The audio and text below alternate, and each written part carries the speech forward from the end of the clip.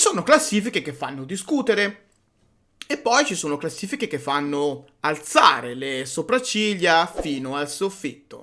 E quando ho visto la PWI Top 250 Women del 2025, lo ammetto, ho dovuto rileggere 2 volte per capire se stessi guardando davvero la lista ufficiale o un pesce d'aprile arrivato in ritardo di qualche mese. Perché ok che Mercedes Moné sia al primo posto ci può assolutamente stare. Quest'anno ha vinto titoli ovunque, ha portato su di sé intere compagnie e se parliamo di impatto globale è difficile negare che sia una delle wrestler più influenti del pianeta. Ma poi arrivi al terzo posto e lì capisci che qualcosa in quella lista non torna, perché al terzo posto c'è Saya Kamitani. Terzo posto, Saya, la Fennes Queen. Colei che ha dominato il 2025 in modo così totale da far sembrare scontato ogni match, ogni storyline, ogni segmento in cui compariva. Colei che ha preso hate, l'ha resa un impero narrativo, ha costruito la sua identità heel in maniera così magistrale da trasformare ogni arena in un palcoscenico dove lei era al centro, sempre. Terzo posto. È quasi comico. Ed è ancora più comico quando leggi la seconda posizione, Toni Storm. E qui con tutto il rispetto mi parte una domanda spontanea. Davvero? Siamo sicuri?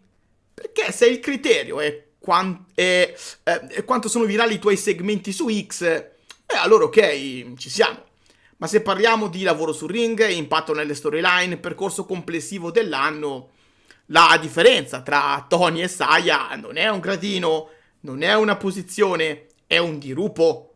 Perché la verità è questa. Saya ha avuto una crescita e un dominio che nel 2025 pochissime possono vantare.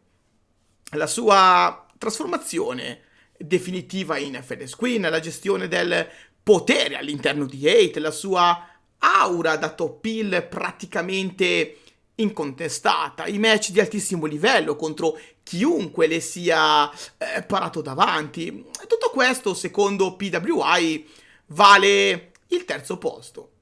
Allora ti chiedi, se neanche un anno del genere basta per arrivare almeno al secondo posto, cosa serve? Unificare i titoli mondiali di tutte le compagnie della Terra?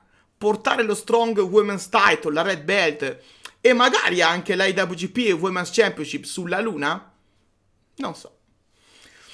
A volte davvero sembra che fuori dal Giappone molti non vogliono capire cosa rende grande una wrestler dentro una compagnia giapponese. E qui arriviamo al punto più assurdo di tutti. Nella top 10 l'unica wrestler della Stardom è proprio Saya Kamitani. Stop, fine. Basta così. Nessuna Starlight Kid, nessuna Momo Watanabe, nessuna Shuri, nessuna Azumi, nessuna. Zero assoluto. E qualcuno mi deve spiegare come sia possibile, perché io davvero non riesco a capirlo.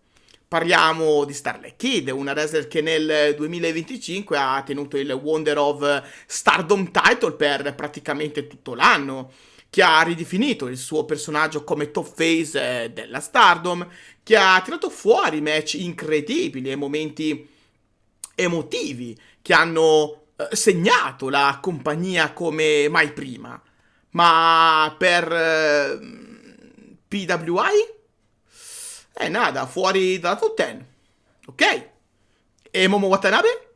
Cioè, Momo che ha vinto il 5-Star Grand Prix 2025, il torneo più prestigioso del wrestling femminile mondiale. No, nemmeno lei.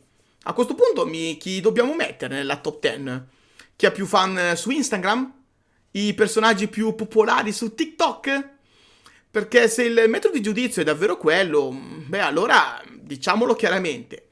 La classifica 2025 di PWI non premia ciò che accade sul ring, premia la popolarità, o almeno premia la popolarità in certe parti del mondo. Ma allora diciamo, non chiamiamola top 250 women's wrestlers, chiamiamola top 250 women's wrestler che lottano in America. Sarebbe più onesto, no?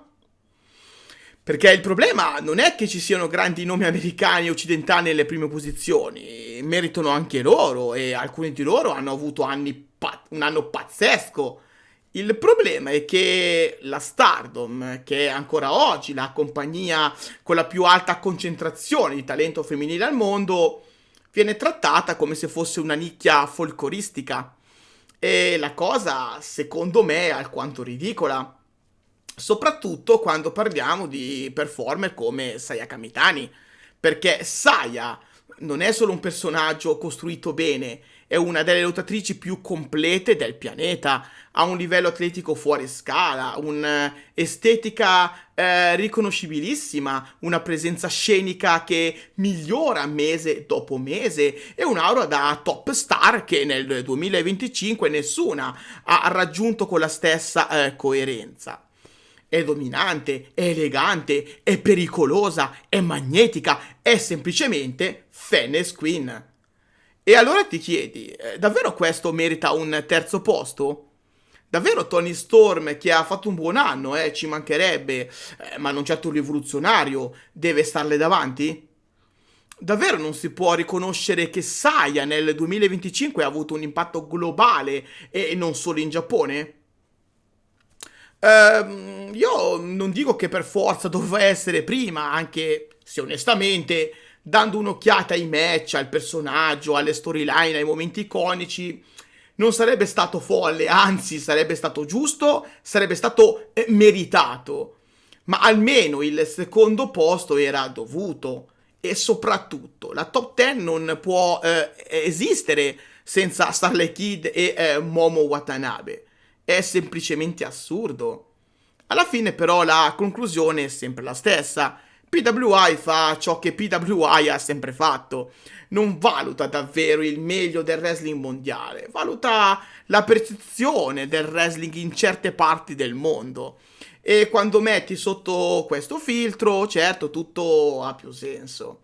Ma allora permettetemi di dirlo chiaramente, se parliamo di wrestling reale, quello che avviene sul ring, quello che emoziona, quello che crea momenti storici, beh, allora la vera numero uno del 2025 è Sayaka Mitani, e su questo non ci piove. Io sono Kirito e anche oggi vi ho portato un pezzetto di wrestling femminile sulla soglia delle vostre case. Lasciate un like, iscrivetevi al canale e ditemi, siete d'accordo con me? Anche voi credete che Sayaka Mitani e le lottatrici della Stardom in generale avrebbero meritato più riconoscimento per quanto fatto durante l'anno?